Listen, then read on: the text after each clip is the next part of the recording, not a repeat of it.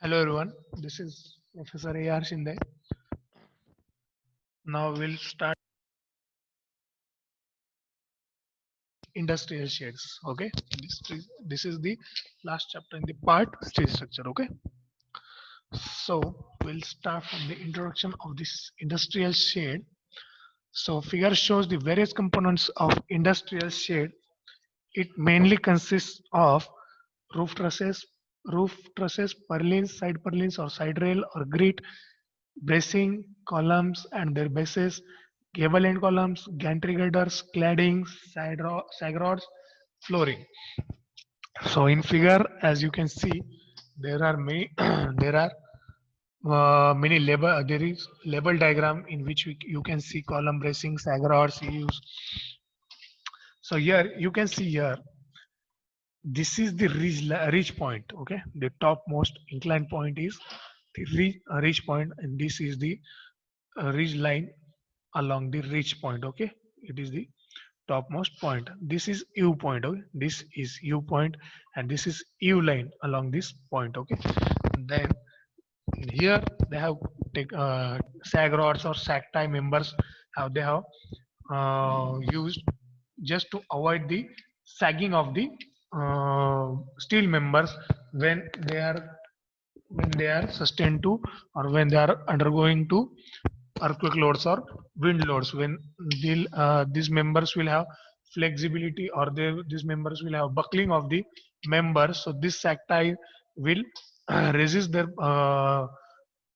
maximum buckling, and just they will keep it in balance just to don't just to break just prevent it from the damage or maximum damage caused due to caused due to the maximum load that is coming to it. Okay, so column bracing, this is column bracing. Okay, column bracing, along the column or near the column, this bracing or lacing type is done. Bracing is the crossing of the sections used to distribute the load or balance the load, or to uh, just resist the maximum moment of the side members. Okay, so bracing is used as it will have maximum flexibility during the load, so it is here to prevent this that uh, flexibility or bending or buckling of this member here. Okay, so these are the sag rods. Again here they have put, again here they have put, just to prevent sagging of the member. These are the purlins here. Okay, purlins are below the below the roof coverings and above the rafters. This is rafter bracing. Rafters are used here, and this is rafter bracing done. Rafter can be shown in more precisely in upcoming slides. So this is knee bracing, this is the knee, this is principal rafter, these are grades, these are also grades. Alternate column bracing, so here is column bracing is done in alternate sections. Okay, so we'll go further. Roof trusses. Above figure shows some of the roof trusses used for industrial shades. They are economical for spans more than 6 meter. Pratt, Howe, and compound fig trusses are used up to maximum span of 30 meter. The pitch of roof truss is equal to rise upon span should be 1 by 4 to 1 by 6 for proper drainage. Roof trusses are generally, we can see roof trusses only in industrial shades. Okay, in MIDC area or in railway stations also, you can see the flyovers are built of the roof trusses, or the servicing area for the railways in the junction area. For the junction area, they have the bigger gantry girders in the industrial shades, or in the shades or roof trusses. Okay, they are also they are economical for the 6 meter span. Okay, only. Also, they have stated that compound truss, out truss, plank truss, compound fing truss used for up to the span of 30 meter. Okay, and the pinch the pitch of roof truss should be of 1 by 4 to 1 by 6 for proper drainage. Okay, then spacing of roof trusses is kept 1 by 3 to 1.5 of the span. Roof trusses usually require very light members. However, a minimum angle section ISA 50 by 50 by 6 mm should be provided to avoid damage during transportation, erection, etc. Double angle sections are usually are used for main rafters and ties. The gusset plate should be at least two rivets should be used to connect any member to it. As we have also studied in compression member, at least two rivets should be tagged or should be connected to the gusset plate, okay, for the tying or bonding of the member. Double angle sections should be provided in the main rafters or ties because they are the members which are subjected to the maximum loads. Okay, members of the roof trusses are designed as axial loaded tension or compression members if they are slender and their resistance to bending is neglected. So you can see these types of trusses here: simple fin truss, simple fin, compound fin, spread truss, house truss. Then, however, if the loads from purlins for ceilings are applied in between the nodes, then principal rafters or main ties are designed for combined stresses from bending and axial load. So this is the principal rafter, main raft. This is the principal rafter, main rafter. These are the ties. These are struts in between these. So this take the load from the these rafters, and they are, this is main tie, this is rough main principal rafter. So they take the load from the rafter to transmit in between these sections. Okay, so this is called span, this is called rise. Now purlins and grids, just don't go through the text. I'll show just look at the purlin figure, purlins and grids. Okay, we'll see the text. Angle channel I and Z sections are used for purlin and grid to support the cladding. Its spacing varies from 1 to 2.25 meter depending upon the type of cladding material, wind, snow, live load, and spacing of joints of the roof truss. Purlins are designed as beams subjected to bending moment about both x and y axis as shown in figure 9.3. If the purlins is continuous over the supports of span, then the moment due to loads W1 and W2 are given mx are given as W. This up to the this is the phase to which this moment is taken, W1 plus W2 cos theta. W2 is acting in an angle, so W2 cos theta into L square by 10. This is L square by 10. So so in this you can see this is purlin. Okay, this is purlin on which roof covering is placed, and below it we provide rafter. Okay, so on this roof truss is provided, below this is rafter. So this is just the figure for purlin. Okay, yes, you can see here more clearly. This is the purlin, this is the rafter, and this is the roof covering or roof sheet. Okay, this is angle. Okay, no need to go through the text. We this is we have to not deal with it as we are not allowed to, or as we are not dealing it with problems of this chapter. Okay, so just see the figures and theoretical part. Okay, bracing in steel buildings, if the joints are assumed as large as hinged, then bending of the building due to wind perpendicular and parallel to ridge is resisted mainly by the use knee bracing, column and rafter bracing, and gable and bracing, end bracing.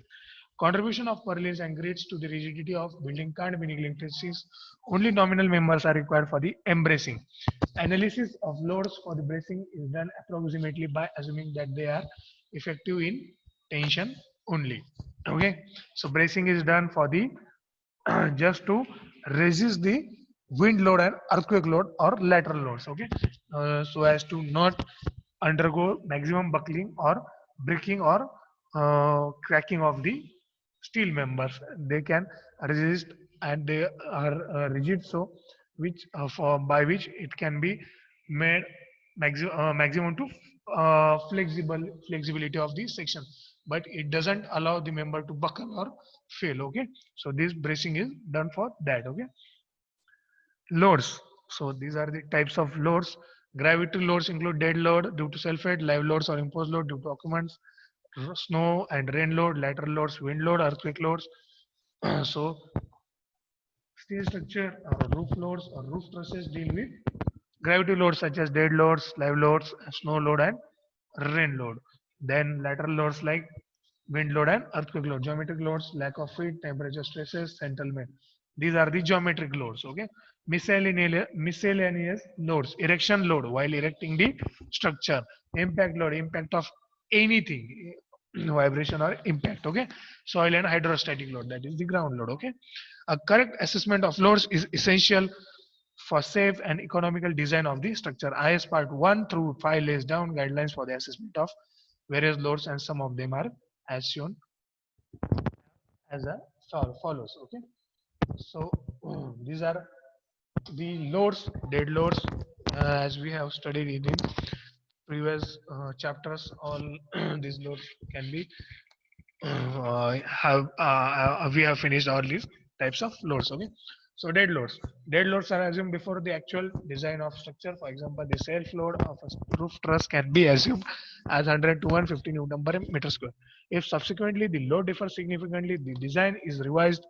Okay, so 100 to 150 newton per meter square of the load is taken in general, basically. Okay, now the live or imposed load. Live load is the movable load or load which can be moved from place to place. Okay, dead load can be moved. Okay, live load is temporary load and dead load is permanent load. Okay, imposed load on roof. So imposed load is load for the uh, various steel members or accessories that are to be erected or that are to be rested on the roof trusses. Roof membrane sheets or purlin which directly supports the roof covering shall be designed to carry more severe of the two.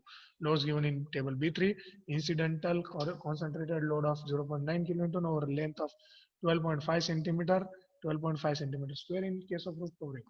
Trusses, beams, rafters, etc. at slope more than 10 degree as to 2 by 3 of the load in A above. So these are the imposed loads on roof. So these are the loads of the members or parts of the structure that are to be rested on it, or those are used for the structural balancing of the trusses. Okay. Then wind load. Wind load. We all know what is wind load, caused by wind, caused by the blowing or flowing of the wind. Okay. So they have given us the formula. F is equal to CF into AE into PDCF into, sorry, F is equal to CPE minus CPI into A into PD. CF is equal to force coefficient of the building. CP is external coefficient of force. Then CPI is interior coefficient of force. So we are not dealing here with the wind load conditions or wind load problems. So we are not going to see it in deeper. Okay. Earthquake load. Earthquake load is the lateral load that is experienced by the acceleration and force caused due to the natural calamity. Okay. Rain and snow load, that is the 2.5 kilonewton per mm per meter square per mm of snow is applicable where to be taken. Okay. Then next is part principal rafter. Top inclined member of truss extending from use line to ridge is known as principal rafter. They support the roof covering through purlins. They are mainly compressional. So as we have seen, principal rafter is the inclined member from the use line to the ridge line, that's that support the roof covering through the purlins. Okay, they are also known as compression member, or they are undergoing compression. Okay, bottom chord. This is the bottommost chord of the roof truss, which is kept horizontal. In most cases, it supports after members of the strut. It is usually in tension. However, if a reversal of load occurs due to wind, it may take compression. The bottom chord is below this principal rafter to take the tension load. Okay, sometimes during the wind it may take compression also. Okay, ties, these are tension members of trusses, and struts are the compression members of trusses. These are the small members which are used for the balancing of the structure. Sac tie is the central vertical member of truss used to reduce the moment due to wind, also to reduce its resulting reflection. It is provided only in long span trusses. So sac tie is also, we have seen, to generally resist the sagging of the steel members that are connected beside it. Okay, purlin, it is structural member which are supported on principal rafter or and which can transfer to trusses. It supports the roof covering either directly or through common rafter. They are usually made of an angle section or channel section. Okay, so purlins we also have seen that below the roof covering and above the rafter to support the roof covering. Okay, common rafter. It is the spacing of purlins are longer than the available length of shifting. Rafter may be provided to support the shifting. Thus, rafter are inclined beams supported on purlins. They are also known as common rafter to distinguish them from principal rafter. Okay, so common rafter is just the rafter which is behind the main truss or behind the principal rafter. Those are used below the purlins. Okay, used in the used at particular spacing. Okay, roof covering are mostly in the form of corrugated sheets or GI sheets, that is galvanized iron sheets. However, roof coverings of glass are used. If the roof covering has smaller planar dimensions such as purlin supported on common rafter are required. Ridge or ridge line. Roof covering, you all know which are the roof coverings.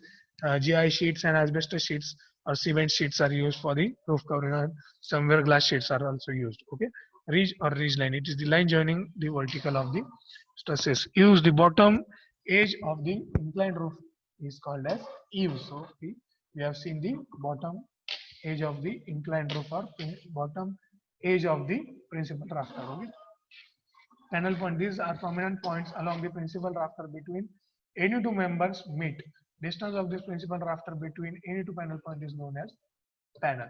So these are the panel points at every interval. They are put like the roof trusses, okay, to support the structure. Shoe point. It is supporting edge provided at the junction of top and bottom of part of the truss. Reaction of truss is transferred to the support through angle.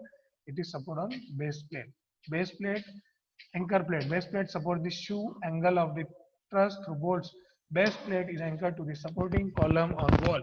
It can take both downward as well as upward reaction from truss. So these are the base.